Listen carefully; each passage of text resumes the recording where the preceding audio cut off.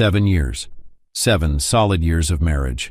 And I never thought I'd find myself staring at a side of my wife, Emma, that I never knew existed.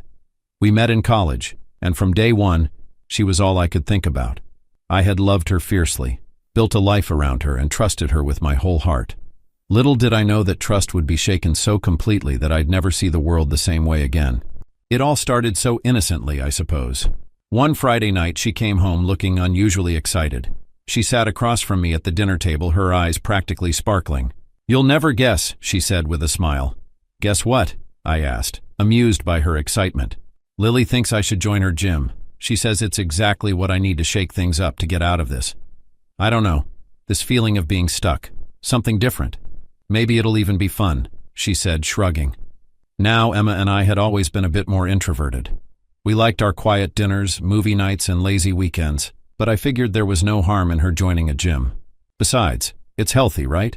"That sounds like a good idea, actually," I said, nodding. She smiled wider and gave me a quick kiss, and that was that. It was as if a spark had been lit in her. She suddenly had a new spring in her step, a different energy about her.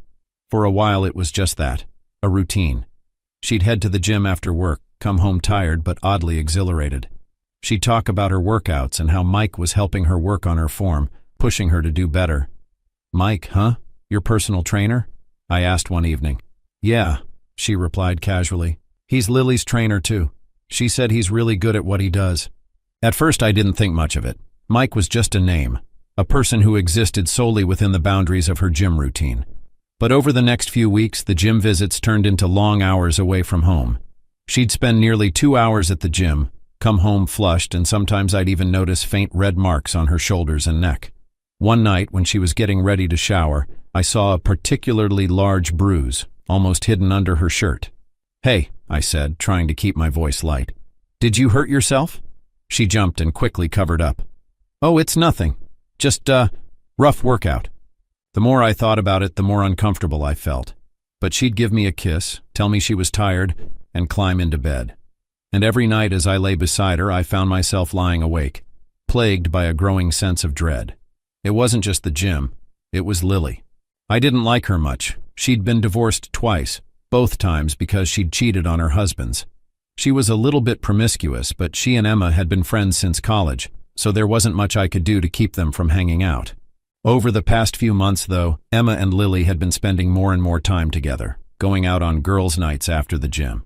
I started suspecting that there was more to it than just working out and dinner dates with friends. I confronted her one night when she returned home late, her hair mussed up and smelling faintly of something unfamiliar. "Emma, do you really have to go out every night? You know, we hardly spend time together anymore." She looked at me, her face clouding over with frustration. "What are you saying, Chris? I need time for myself too. You know how bored I've been lately." I let it go, but my instincts were on high alert. One evening, Emma and I decided to go out for dinner and take a stroll around the neighborhood. It was nice. A break from the stress, a chance to enjoy some normalcy. As we walked down the street near my office, I noticed her, the woman from the restaurant, Melissa, standing outside the store, locking up for the night. I'd be lying if I said I hadn't noticed her. She worked at the little restaurant next to my office, and every time I walked by or stopped in for lunch, she'd flash me a smile. She was a little shy at first, but as the weeks passed, it became clear there was something more in her gaze.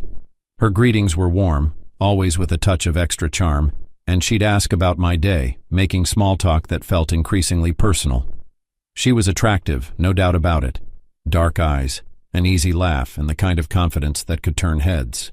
But for me, that was where it ended. I loved Emma. That was never up for debate. So I brushed off the little flirtations, kept my responses friendly but brief. I didn't want to give her the wrong idea. Melissa looked up just as we passed, and her eyes landed on me. I gave her a polite nod and a quick, "Hello," but didn't linger. "Oh, Emma," I said, remembering my manners. "This is Melissa. I come to this restaurant for lunch sometimes." She's the one at the cashier. "Melissa, this is my wife, Emma." Melissa's face changed almost imperceptibly as she took in Emma's face. She froze for a second, her mouth slightly open, her eyes wide with something like surprise, but she quickly masked it with a smile. "Nice to meet you, Emma," she said, her voice friendly but a bit distant. Emma smiled politely, and we didn't stay for more than a moment before I excused us and led Emma further down the street.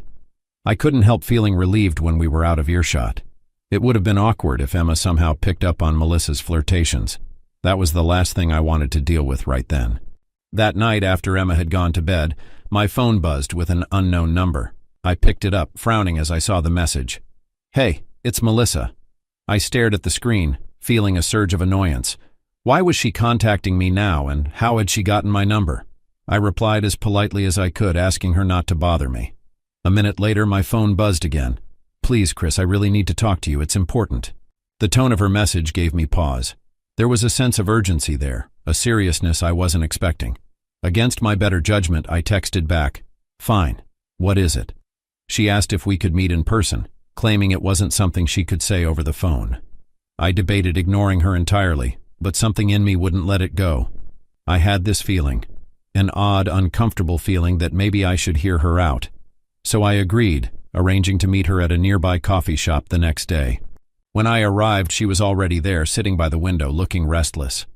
She glanced up when I walked in, and her face broke into a look of relief. "Thanks for coming," she said quietly, motioning for me to sit. "Melissa, I don't know what this is about," I said, keeping my tone firm.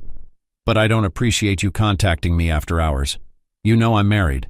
She nodded quickly. "I know, and I'm sorry.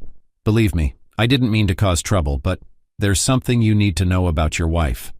My whole body tensed. The room seemed to go a shade darker as I looked at her, waiting for her to continue. "It's not easy to say this," she started, "but I've seen her with someone else. I didn't realize she was your wife until last night, but I know her from the gym." "She comes to the gym often," Melissa continued. "But it's not just her. There's another woman who's always with her." "That's Lily," I said, feeling my stomach tighten. "That woman Lily is always with a personal trainer there. They're a couple, I think," Melissa added. "And your wife? She's often with another guy, too. He's a trainer as well, and I believe he's friends with Lily's boyfriend. The four of them are always together, working out, laughing, spending time as a group." A chill ran through me as I absorbed her words. "I've seen her kissing this guy," Melissa said quietly. My heart sank, as if it had dropped straight through my chest. The words barely registered, but they hit harder than anything I'd ever felt. What did you see exactly?" I asked, my voice barely a whisper, as if speaking too loudly would make it too real. Melissa took a shaky breath before continuing. "I saw them a couple of times in the parking lot. She'd be with him, and they'd kiss. It wasn't just a friendly kiss, Chris. It was something more." My pulse quickened as her words settled in. It all clicked. Every piece of evidence I had been brushing off suddenly made sense. The bruises I'd seen on her body, the long hours she was away, the countless girls' nights with Lily. The signs had been there all along, and now I couldn't ignore it any longer. Emma was cheating. The next day, I decided to take matters into my own hands. I left work early, parked near the gym, and waited. A part of me hoped I wouldn't see anything, that Melissa had somehow been mistaken. But then I spotted them. Emma and Mike, her trainer, walked out together laughing. My breath caught as I got a clear look at him. He was tall, athletic, and good-looking, but he was black. I remembered Emma telling me once that she wasn't interested in black men. When she was in college, a few black men had asked her out, but she had rejected them, saying they weren't her type. I guess that had changed now. As they walked toward the parking lot, she touched his arm, looking up at him with an expression I hadn't seen in years. Warm, familiar, maybe even adoring. They leaned in close, and I felt my stomach twist. Just as they were about to kiss, someone from the gym called out, "Hey, Mike!" and they pulled away, sharing a private smile.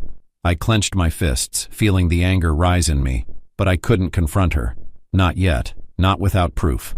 That night when we got home, I acted like everything was normal, but sleep was impossible. My mind racing with plans and doubts, trying to figure out a way to catch them in the act. By the next morning, I had a plan. I told Emma over breakfast, keeping my voice steady, "I have to go out of town for a work trip. I'll be gone for a few days." I wasn't actually going for a business trip. I just needed an excuse to leave the house. I hoped that if I wasn't home long enough, maybe she'd feel safe enough to bring him here, and then I'd catch them. "Oh, okay," she said, giving me a faint smile. "I'll miss you." But her smile didn't reach her eyes. Something was off, and I felt sick to my stomach. I could see it now, the distance in her gaze. the indifference in her tone. Before I left, I installed small cameras around the house, hidden in the corners where she wouldn't notice. I wasn't proud of it, but I had to know. I had to see if what I feared was actually happening. Then, I booked a room at a nearby hotel, where I could watch the live footage from my laptop. That night, as I sat in that dim hotel room, staring at my screen, I waited. Hours passed. Finally, just past midnight, the front door opened.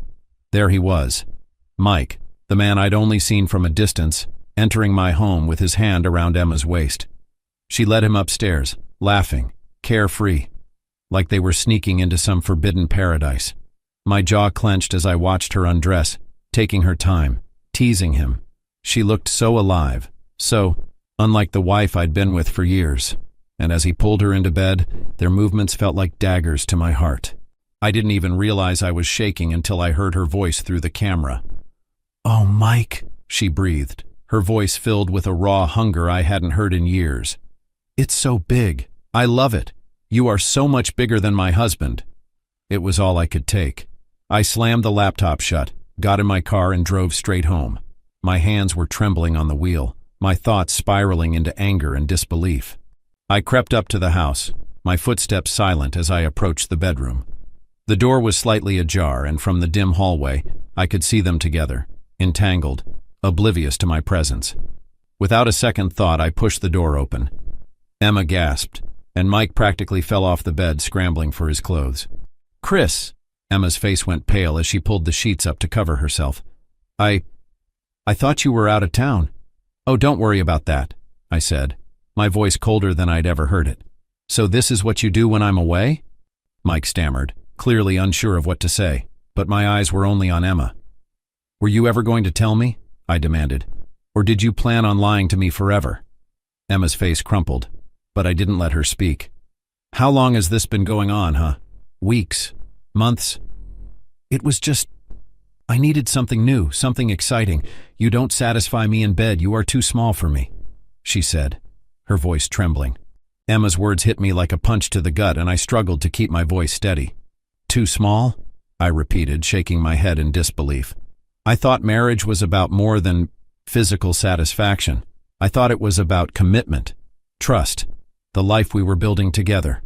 She looked away, her face a mixture of regret and something that almost looked like shame. But I couldn't stop. The words tumbled out, raw and unfiltered. "If there was something missing, why didn't you just talk to me, Emma? We could have worked through it together, but instead you chose to tear everything apart, to betray me instead of trying to fix things." Mike took a step forward, looking at me with something almost like pity. "Look, man, I didn't know it was going to be like this. I am sorry." "Shut up," I snarled, and he froze.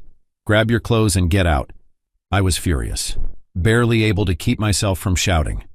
I paused, my voice low and seething. 7 years of marriage, and this is what you do? Really, Emma? This is who you are?" She shrugged, letting out a sigh as if she were discussing something trivial. "I wanted more, Chris. I was tired of pretending, tired of forcing myself to be happy with this." She gestured vaguely at me, and her voice took on a harsh edge. I felt like I was suffocating. Every night, coming home to the same routine, the same conversations, the same everything. I didn't want it anymore. She crossed her arms and looked away, a hint of frustration flashing in her eyes. "And in bed? You don't get it, do you? I was bored, Chris. I wanted excitement, passion, things you couldn't give me because you are too small for me. I needed something real, something that made me feel alive. You never did that for me." Her words struck like a blade, twisting deeper with every accusation. The contempt in her tone was unmistakable. There was no regret, no apology, only bitterness and resentment. "I needed to feel something again," she continued, almost like she was justifying herself to a friend. "With Mike, I felt that spark. I didn't have to force it or pretend. I didn't have to fake anything. I didn't have to settle." I stood there, rooted to the floor, barely able to recognize the woman standing in front of me. The woman who, with each word, made it clear that I had been nothing but a placeholder, a temporary comfort she had outgrown. The next day, I told her to pack her things. I didn't want to hear another word. I called my lawyer to start the divorce process and sat in the quiet of the house, feeling the weight of the decision settle over me. I needed space to clear my mind. Later, I went for a walk, trying to put some distance between myself and the chaos at home, hoping that a little time away would help me think more clearly. But when I returned, ready to start the next chapter of my life, I saw him. Mike. He was standing outside near my front door, looking uneasy. "What do you want here?" I asked, the anger rising again. I'm so sorry, man," Mike stammered, his voice full of regret. "Please forgive me, I didn't know she was married. She told me she wasn't. If I'd known, I wouldn't have done anything with her. I swear." His words took me by surprise. I was still angry, but there was sincerity in his tone, a kind of genuine remorse that made me hesitate. I could see he wasn't the bad guy here, even if he was part of the mess. We talked for a little while longer. He apologized again and, to my surprise, offered to give me free personal training sessions. "I want to make it up to you somehow," he said, looking almost embarrassed. "I feel like I owe you." I stood there, processing everything. He seemed like a decent guy who had been deceived just as much as I had. His offer of free training was awkward but sincere, and I could tell he truly regretted the situation. "I appreciate the offer," I said, feeling the heat of the anger slowly start to fade. "I think it's time to move on from all of this. I don't hold it against you, Mike. I think you're just as much a victim in this as I am. I forgive you." Mike seemed relieved, like a weight had been lifted off his shoulders. "Thanks, man. I mean it. I'm really sorry." With that, we shook hands, a silent understanding between us. I knew this wouldn't erase everything, but it gave me some peace. It was time to move on. The divorce took 5 months to finalize, and after that, Emma and I never spoke again. I didn't need closure from her. What we had was broken, and there was no going back. In those months, something unexpected happened.